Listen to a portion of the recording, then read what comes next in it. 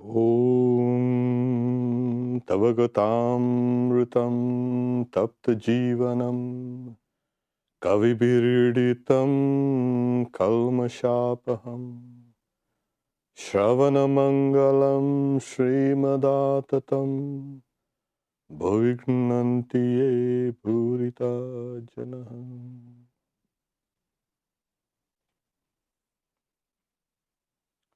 Thy words of immortality, praised by the sages, they are full of divine glories. Hearing them is auspicious, for it destroys sins and also the threefold miseries of life. Those who receive and spread thy words, O Lord, are the greatest benefactors. The Gospel of Sri Ramakrishna, page 97, those who are following there at home. The last two lines. Sri Ramakrishna, there is need of everything.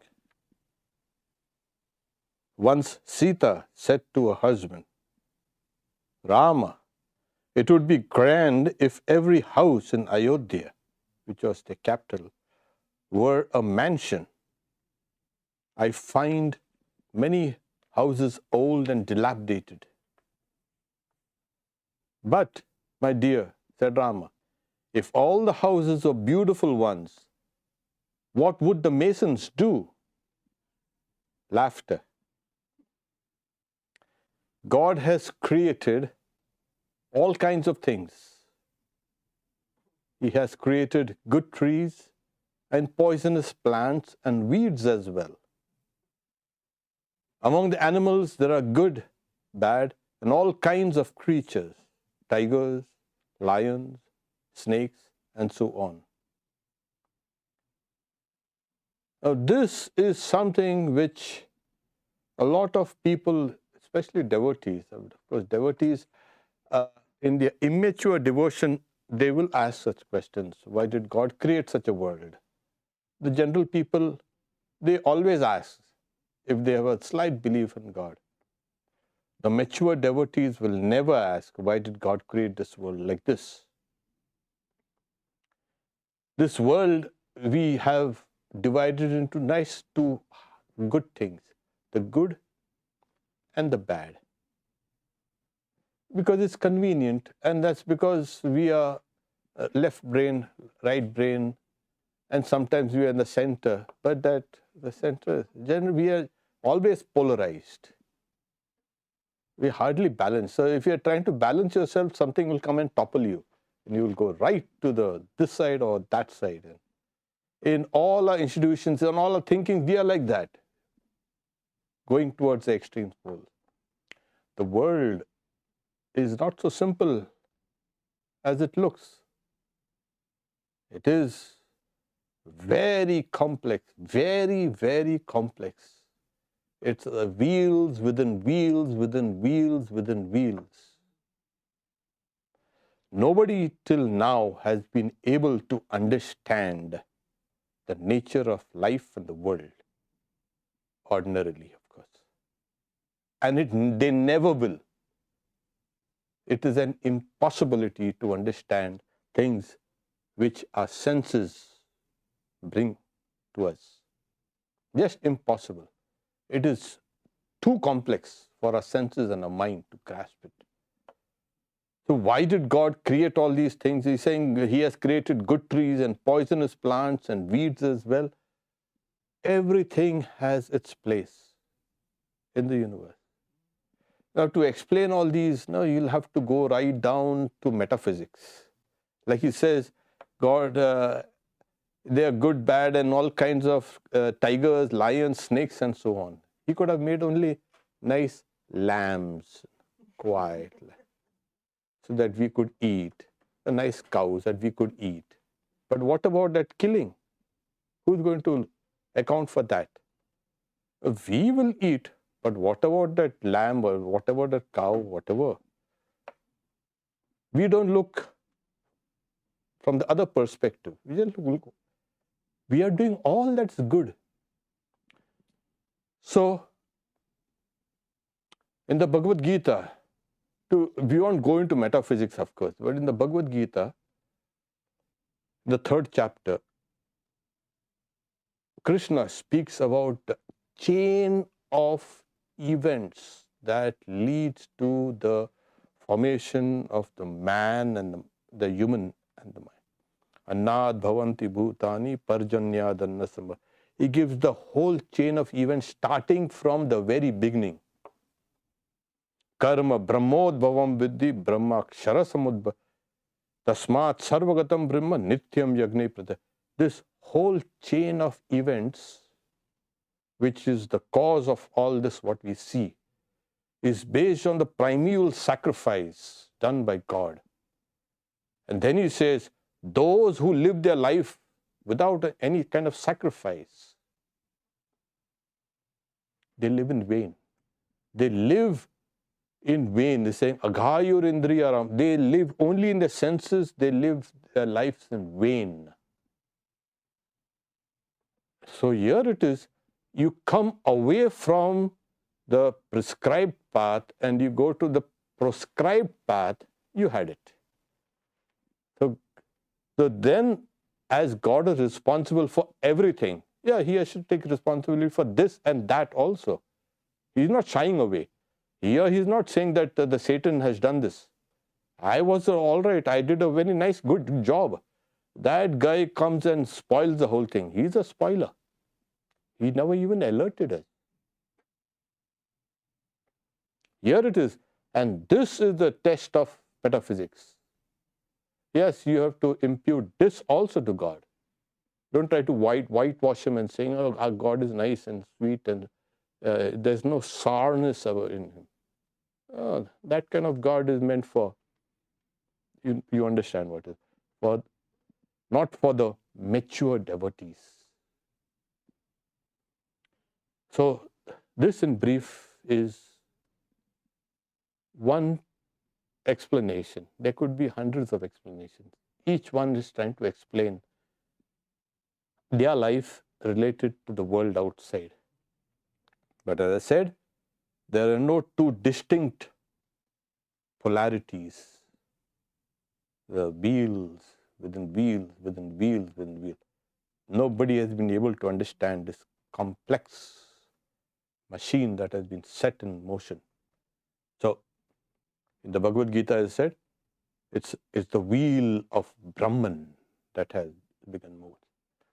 And you cannot understand the wheel of Brahman without understanding Brahman first.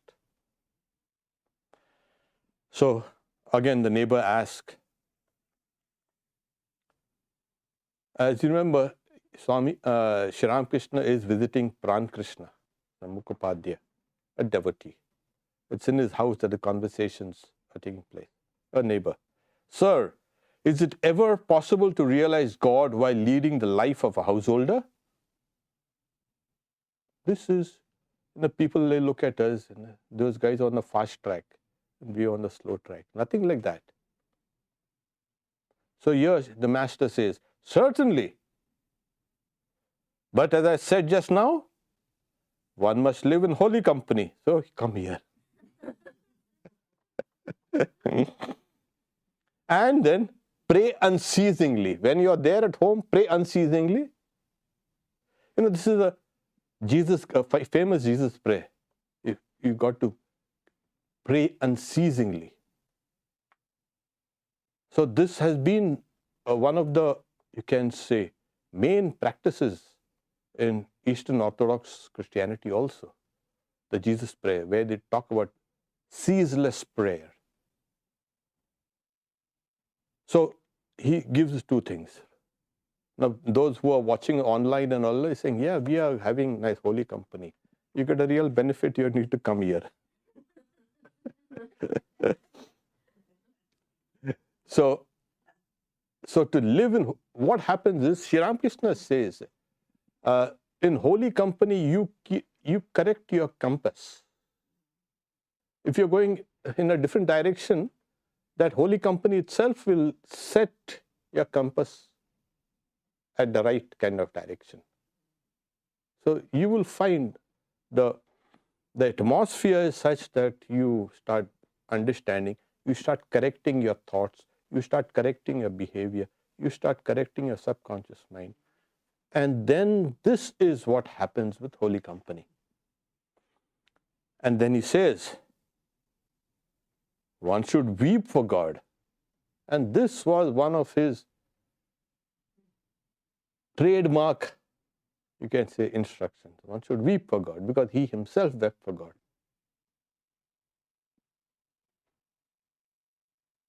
This comes, also he used to say, people weep for hundreds of things. Who weeps for God? So he's saying, when the impurities of the mind are thus washed away, one realizes God. This is the essence of prayer without ceasing. Holy company generates this prayer. And this prayer then generates this love for God. This love for God, it intensifies, and then you weep for God. It's like, it's so close, you can kind of touch Him. You can touch God, yet something is kind of not letting you touch. And then you start that mad kind of weeping. Not externally, don't weep externally. Yeah, you can later on, but internally, you are as a way impelled, as if like you're going to touch God and yet something is holding you back. You can understand this situation. We always have faced this thing. That's a time when you weep. You're saying you can have it. You can get this, and you weep for it. And then he says, when the impurities of the mind are washed away, one realizes God. So it is this weeping. He's saying, and he used to always praise devotees. So he weeps for God. That's a good thing. Yes. So when you weep for God, all the impurities of the mind.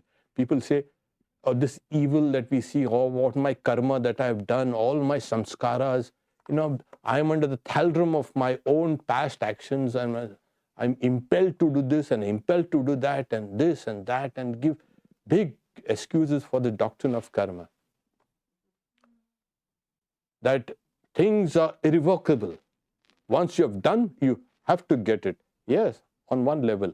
On the other level, all those things will be washed away just with the tears of God. Because we are souls, and the souls have certain powers. We are not powerless. We are not simply under the crushing laws of nature. It cannot be. Otherwise, human life would not be worth it. I would be like this table or this book or something like this, without any kind of movement or any kind of life. Then he says, the mind is like a needle covered with mud, and God is like the magnet. Ah, there it is. Now he's clarifying things even more. Now we all know God is the eternal magnet. Yes. And we are like that needle, but covered in mud, clay. Yeah. And he says, tears wash away the mud, which is nothing but lust, anger, greed, and other evil tendencies, and the inclination to worldly enjoyments as well. As soon as the mind is washed away, the magnet attracts a needle. That is to say, the person realizes God. And then he says, only the pure in heart see God. So this is also an echo of what Christ said in this Sermon on the Mount. Blessed are the pure, for they shall see God. And this has been the constant, you can say, refrain of all the sages and saints. Now, if this is the condition to see God, well, you have things that will bring about this condition. And then he explains, you he always makes these difficult, you can say, teachings easy to comprehend by giving these, you can say, illustrations and parables. A fever patient has an excess of the watery element in his system.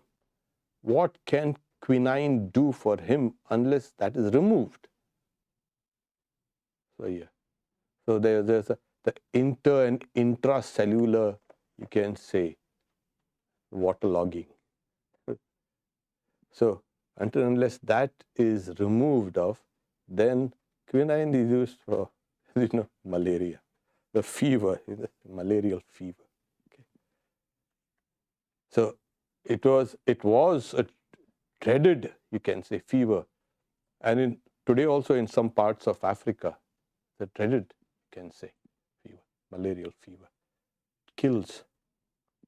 But the whole idea was, yeah, there is all this watery element in the system. This is one form of kind of Ayurveda system of medicine, to remove the watery element out and take the heat out, etc., etc. These various humors were there.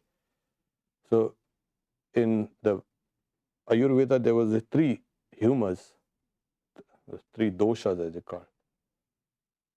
And in the Greek, you can say, system, there were 4.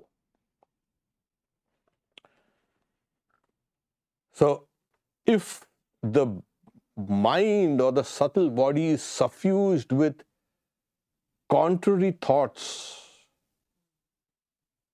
those have to be removed like that water. And then the quinine, which is nothing but the weeping for God through holy company and prayers, will take away the fever. So then he says, he clarifies him, why shouldn't one realize God while living in the world? But as I said, again repeat, one must live in holy company, pray to God, weeping for His grace, and now and then go into solitude. When you come to this stage of weeping for God, you will automatically try to seek solitary places. Because in these places, what happens is one begins to discover one's own mind, where, what, and how are things being done, or they were done through my agency, or I was a secondary agent. Somehow you will understand things more clearly. Like when you're in the dust storm, you're just trying to save yourself from the dust. So you need to come away from the dust storm to see. Then things become very clear. So you need to go into solitude. And we've seen in the first chapter also, he speaks about going into solitude. A month, 3 days, even a day. The people, they go to the, like on a trail, hiking, but they go in a big group and there's a big talk and there's a laughter and joking and this music and all. No, you go into solitary places alone, and just be there. Even if you don't have any spiritual inclination or you're weeping for God, just go quietly and listen to the forest. It's a tremendous experience. Yes, the forest will speak to you. And they will embrace you. So that's the place where you feel all those things that you've been carrying around dropping away. Of course, I hope they drop there dead, but then we come back and carry them out. But certain things, if you get used, it won't happen in just, I went 20 years ago, I went to a solitary place for 2 hours and I never got anything. No, you got to do it repeatedly. And you'll get the benefits of this. It's very therapeutic, both for the body and the mind. Then he says,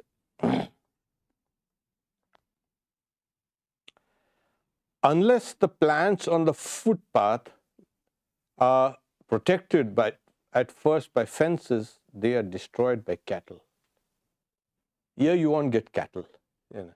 In India, you will get cattle. You can get cattle. We will in the holy cow. Cows all over the place. And they have their own karma. Nobody bothers them. A cow will come and sit down in the middle of this busy street. You look around as if the world is just Maya. It does not exist.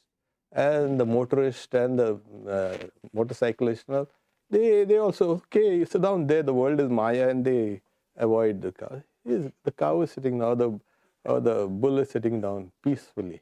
He looks around. Oh, what are these guys running about? What? Look at me. I'm not a bother in the world. Yeah, you just plonk and you can't do anything about it. You'll have to drive your car out, make a detour sometimes. And if you try to bump the cow, gone. So this is what Sri Ramakrishna says. Cattle will kind of, they'll eat all the plants which are planted on the roadside. So he says, put a fence around it. Neighbor, then householders too will have the vision of God one day. Master, again he's reiterating, same question again, same answer.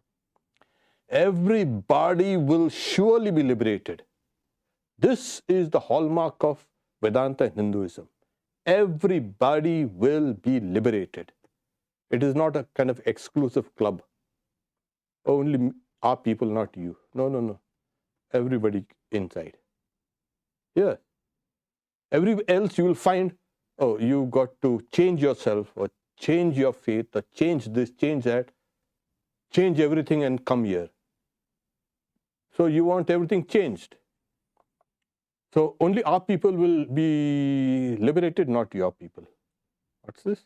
If the liberation was such a good idea, why not invite everybody in there? Yeah. So this is what, everybody will surely be liberated. But one should follow the instructions of the Guru. Yeah, it is. The Guru has come to instruct you about liberation. People forget this. On the 3rd of July, all gurus are venerated on a day called Guru Purnima. That's a especially auspicious day. So at that time I'll be speaking about the Guru in length. What is a Guru?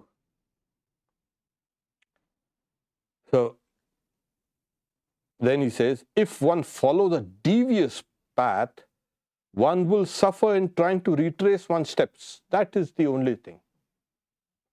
So you're going around and then maybe I'll get some advantage. Guru has said this, but if I do this, when we try to instruct devotees, let's see what spiritual practices are you doing? And they say, I'm doing this, I'm doing that. I said, has a Guru instructed you on this? No, but all the additions and the subtractions have all come in there. They're great mathematicians. I don't know what kind of mathematics they follow. They have followed their own type of spiritual practices, which are not in consonant with the Guru's teachings. And as a result, they say, nothing is happening for a few years, for many years. What you're doing is following your own, you can say, ideas of japa and meditation and spiritual practices.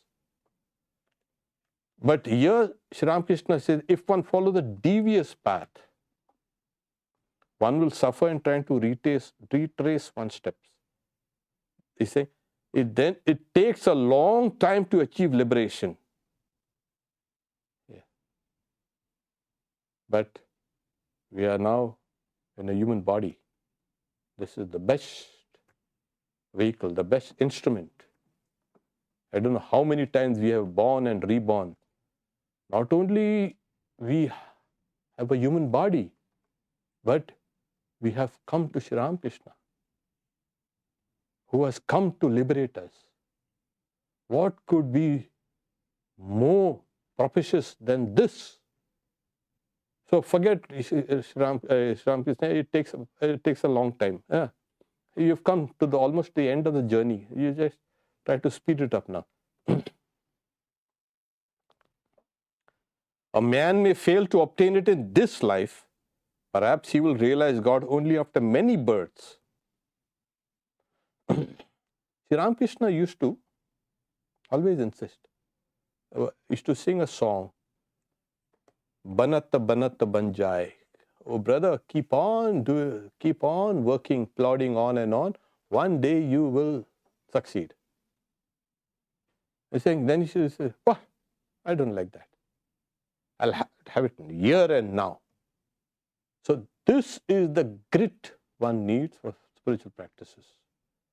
Going slowly, the world is there. World is infinite, you see. I'll take my time.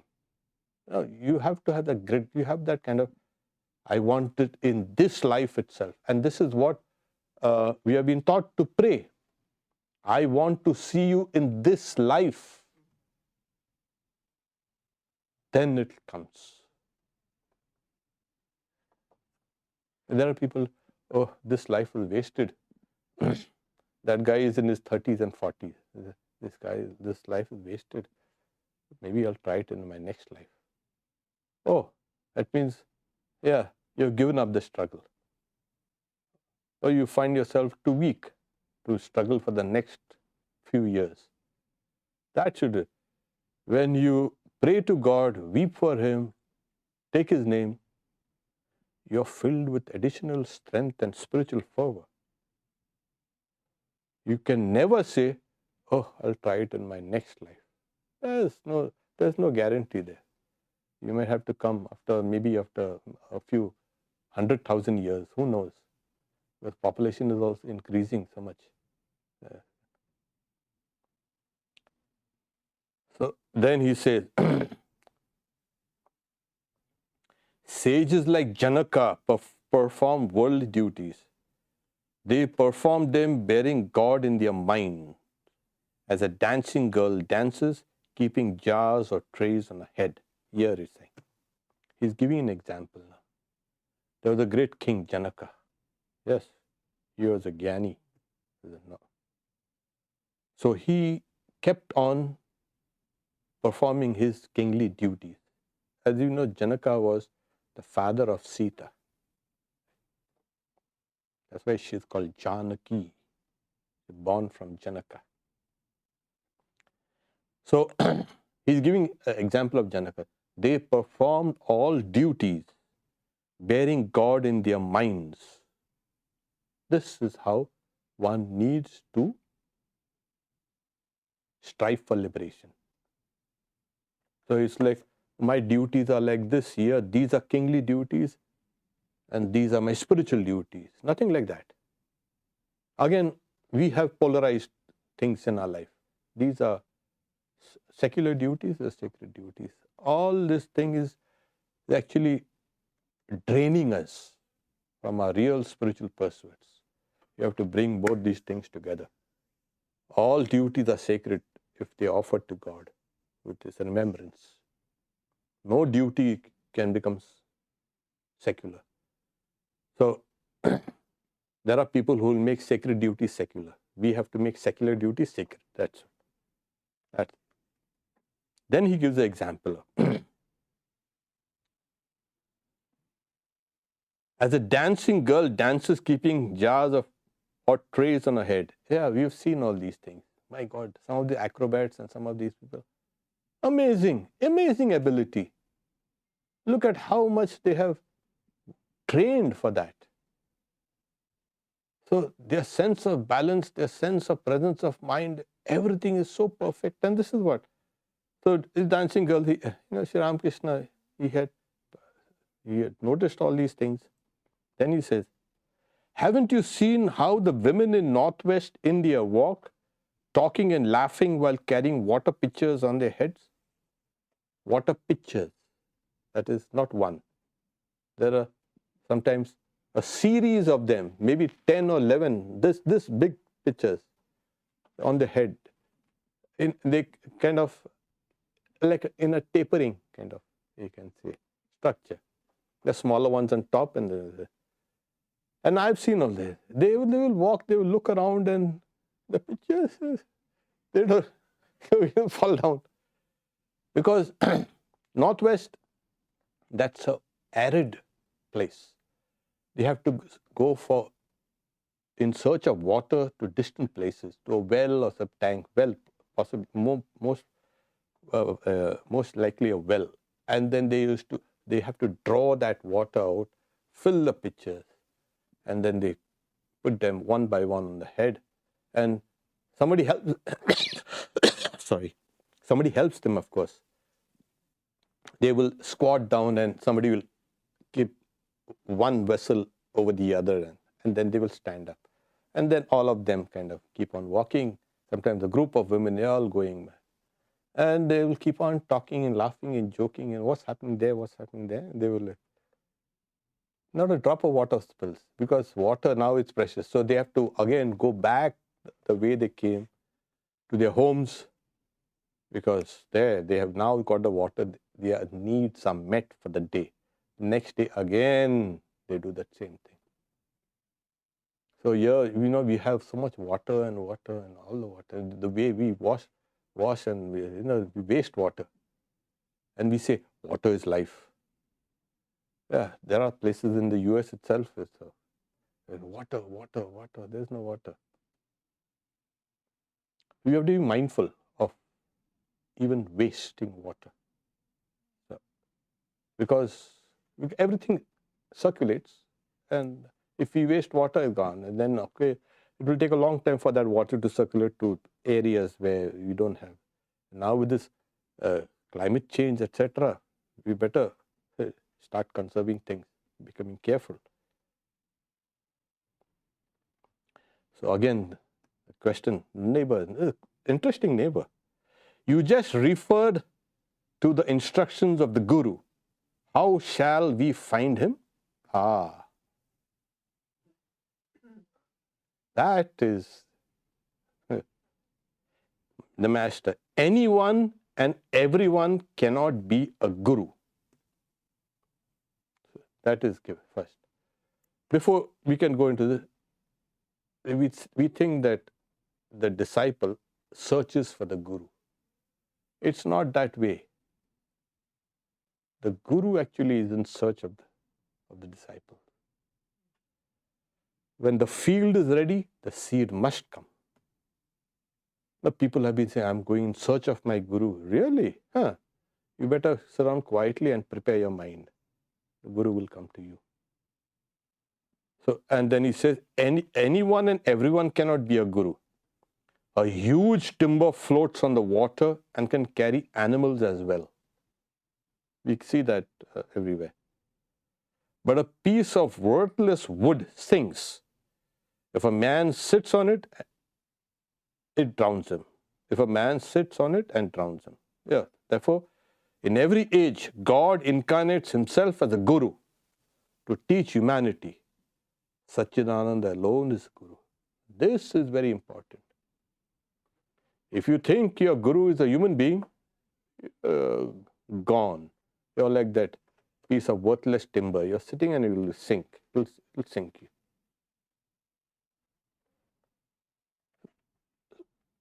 So the human is nothing but a channel for the grace of the guru grace of God to flow through you. And then what we do is we make a cult out of this human guru. And we fight over it. And then God must be saying, oh my God, look at this. So he's saying Sachidananda alone is a guru. This, of course, again, like I said, we'll be discussing it on the 2nd of July. we are going to celebrate and speak about the Guru on Sunday, 2nd July. So it will be there in extension. They say, therefore, in every age, God incarnates himself as the Guru to teach humanity. All teachings of the scriptures have come from incarnations. If tomorrow some Mr. X or Mr. Y or I start trying to write books, that will not be a scripture. Scriptures only come from an incarnation. And then you can write commentaries and sub-commentaries, etc., etc. But main scripture, body of scriptures only comes through the incarnation.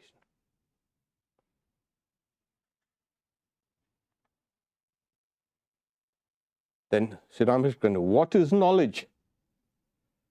And what is the nature of this ego? God alone is the doer. Yeah, again, and none else. That is knowledge. This is knowledge. But we have so many knowledgeable people around. Everywhere you get knowledgeable people. Then he says, I am not the doer, I am the mere instrument in his hand. Therefore I say to, O mother, thou art the operator and I am the machine.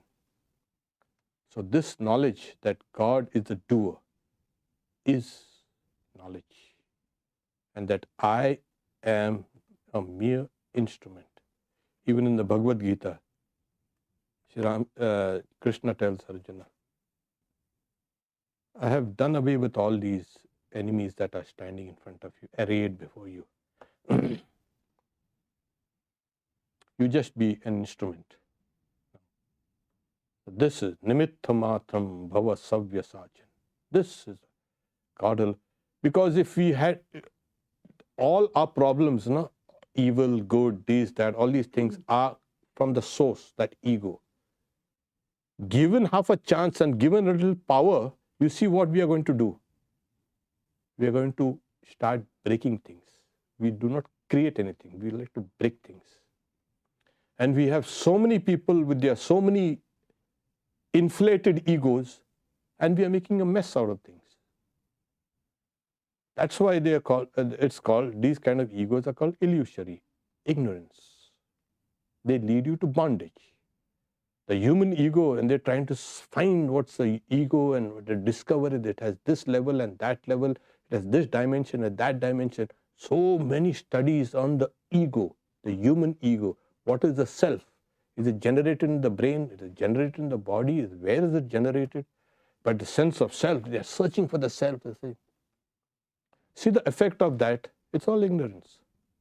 Because the self which operates in the world is bound hand and feet. When he says God is the doer, that frees all these various egos. And then, and it's better to have one guy in charge of it. Like too many cooks spoil the broth.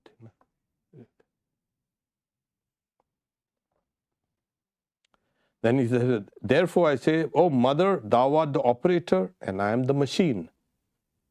Thou art the indweller and I am the house. Thou art the driver and I am the carriage.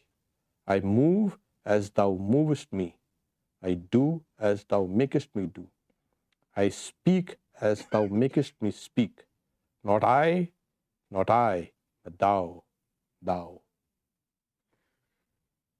People will say, you are surrendering your freedom to something you don't even know. Yeah, it leads you to liberation. Your sense of self is leading you to bondage. It's not surrendering. The highest aspect of religious life is to surrender one's ego. And with it, the whole train of things which have been pulling you back, that also goes away. Because at the end of the Bhagavad Gita, again, after speaking about it in 18 chapters, Sri Krishna, at the very end, he says, giving up all your dharmas, take refuge, surrender to me, and I will lift you from all sin. Don't doubt it. Sarva dharman parityajya mamekam sharanam aham tva sarva papebhyo mokshayishyami ma sucha. So I will liberate you from everything. Don't doubt it. Don't you can hesitate also.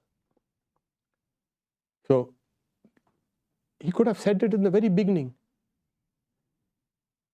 Before the war started, before he started instructing Arjuna, he would have said, oh, that will be taking the thunder out of the whole your spiritual life.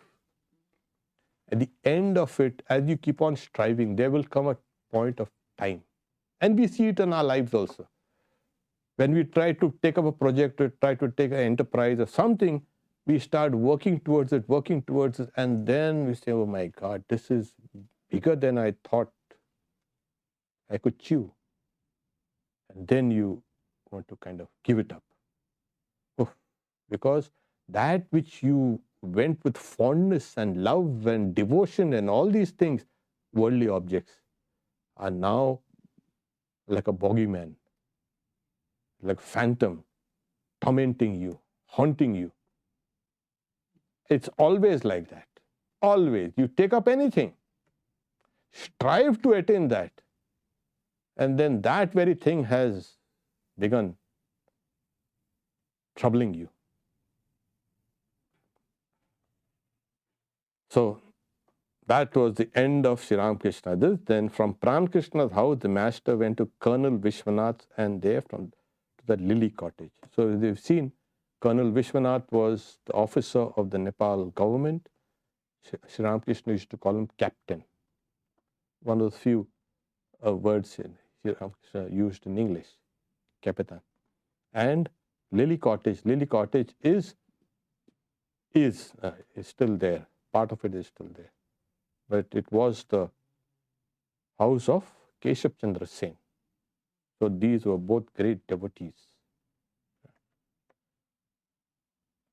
So we concluded the second chapter. The next class, Wednesday, we'll do the third chapter. Om Shanti Shanti Shanti Hari Om Tat Sat. Time for questions. So you are very, very far away, Swami. Connie is saying. That is why we never miss your classes. We have your company at the distance. Okay. Yeah, it's better than not having anything. I mean, those who are close by can avail themselves of the opportunity. Connie lives in Mexico. She's been very devoted. So continue.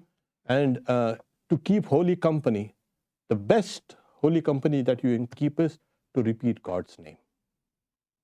That's the best holy company. So you can do that.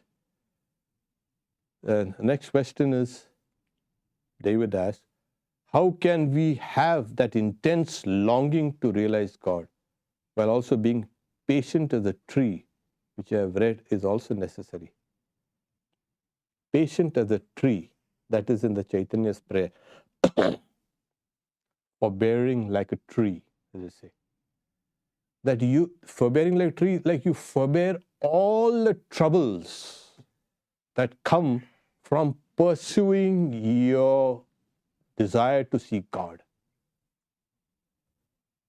It's like Sri Ramakrishna says, like, it's one of the, you can say, treasures in Vedanta is titiksha, forbearance. And one has to be able to endure. You'll have to endure criticism, you'll have to endure kind of hostilities, you'll have to endure all these things, but bear them patiently. Even Sri Krishna says, bear them patiently, O Bharata.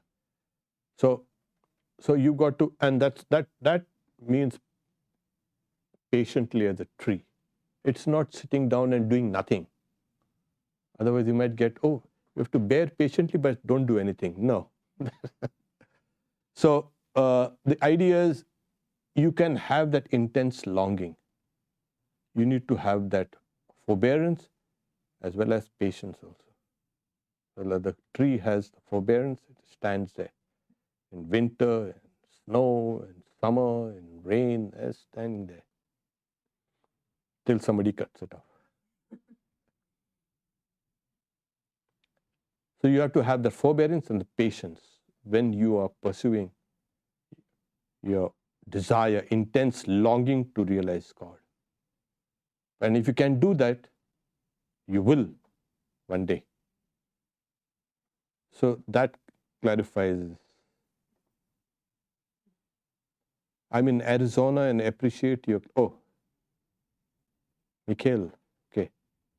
Is reading Gospel of Sri Ramakrishna having holy company? Oh, yes. That's definitely. Take God's name and read the Gospel. That's the best. This book is not a book.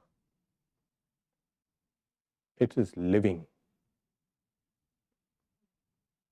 You know, Swamiji says, Christ says, my words are spirit. And Swamiji also says, even my words are spirit and life. Christ says, my words are spirit and life. He says, even my words are spirit and life. And they will enter deep into you, into your brain, he says. And you will never be able to get away from it. Now, Swamiji's words, as Holy Mother says, are the words of Sri Ramakrishna himself. So there you get it filtered to Swamiji, here you're getting it unfiltered, straight. Of course, M was just a kind of like a pen. We're just writing it down. So here it was. So here it's unfiltered. So these are also spirit and life. They are living words.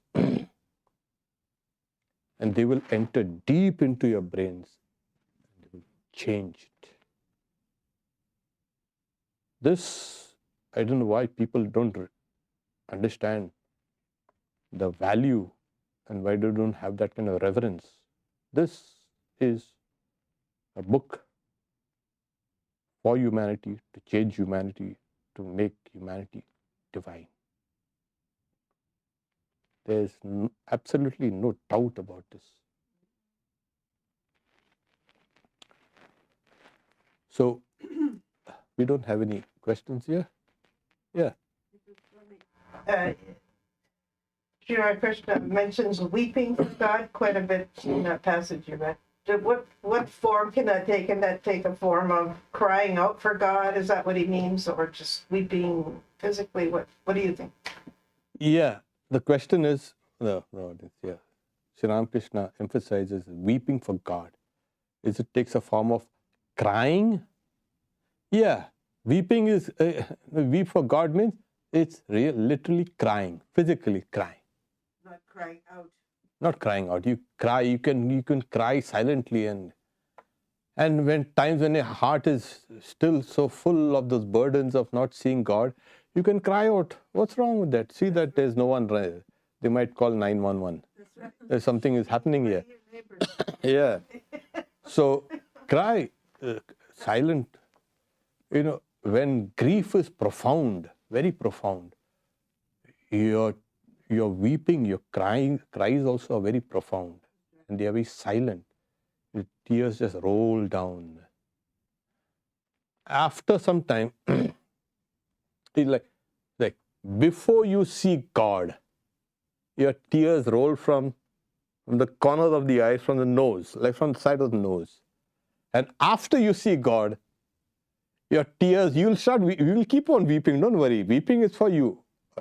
But this time you're going to weep from the corners of the eye. This, according to Sri Ramakrishna, yeah. First, your tears will come from this side, and then these are the tears of bhava, the spiritual tears. So keep on weeping. Great fun. But that weeping, the second weeping, is just joy. You see, the pain and pleasure, these centers in the brain are just adjacent to each other, So sometimes when you're very happy, we cry. And sometimes when you're very sad and distraught, you start laughing. You kind of fit. You wonder what's happening. So weep for God. Yes. And like you said, tears wash away the impurities of the mind. And that soul, which is now purified, is just drawn to God, because God is like a magnet. You see, the magnet also is kind of, they say, it has the properties of what it attracts. It's not going to attract wood. It's not going to attract paper. It's going to attract that iron filings or needle, like Sri Ramakrishna said. You see, there's a kind of similarity there. So you already have that kind of divine nature which is covered, and that is washed clean by tears. Yeah. So, Make it one. Both two in one. Okay. so when you say pray incessantly, what does that actually mean? Like, if you are continuously saying God's name and praying, but you're also living a worldly life, I feel like they can't really go together. Yeah. Now this is about praying unceasingly. Now what does it mean? I mean, you're living a life, the worldly life, that worldly duties. You mean to say just duties? And there's like kind of a contradiction. How do you live like the kind of pray unceasingly? Pray unceasingly is nothing but japa. So in the Eastern Orthodox Church, Lord Jesus, forgive me a sinner, something like this. Continuously and continuously and continuously. In some books, the mystics, they say, you need to look down in your heart and put your head down and keep on praying and praying and praying that unceasing prayer. But it's like the Lord's Prayer, it's like it's prayed and say. But in our traditions, we will pray unceasingly is doing japa. So is japa a prayer? It is condensed prayer. The Gayatri merges into the Sandhya merges into the Gayatri merges into the Om. The japa is condensed prayer. Okay, so you're keeping or doing your unceasing prayer. So when you're walking, you're driving, you can keep on doing. Only when you need a particular attention, your attention can snap on that. Most of our time is just leisure. We are just daydreaming. Then instead of daydreaming, I might as well keep on doing that. So that is it. And then next is, as you keep on praying unceasingly, what happens? Those conscious actions become automatic actions in the subconscious. So they are you are subconsciously praying. Though you're consciously doing other things, part of you is subconsciously praying. Like when you dream, you are the dreamer. From where did I get all these dreams? From things that you had picked up during the day. You cannot say, I did not dream that. That was not my. No, it's you. So similarly, you subconsciously are praying unceasingly. You're not aware of it. But then you stop be quiet, and then the subconscious becomes again conscious, and you keep on praying. Okay. So this is how we pray unceasingly.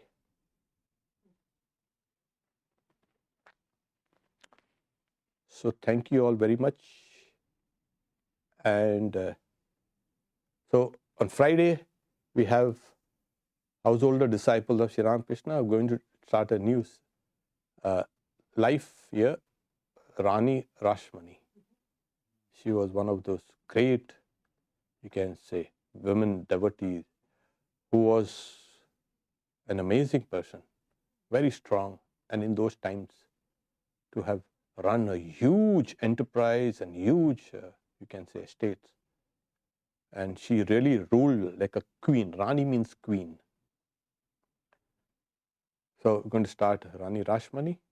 And as I said, on 2nd, we will be speaking on the Guru, because on the 3rd, it's an auspicious Guru Purnima. On the 3rd, which is Monday, the evening, revered Swami Bhaskarananda will meet devotees, disciples on a Zoom talk, for a Zoom talk. It's meet and greet the Guru, not a talk. You just exchange your greetings after evening Aarti and meditation, 7 o'clock. Om Shanti Shanti Shanti Harihi Om Tat Sat Sri Ramakrishna Arpanamastu. I forgot to mention that Sunday evening also there is Ram Nam. So Rama's name is holy, auspicious.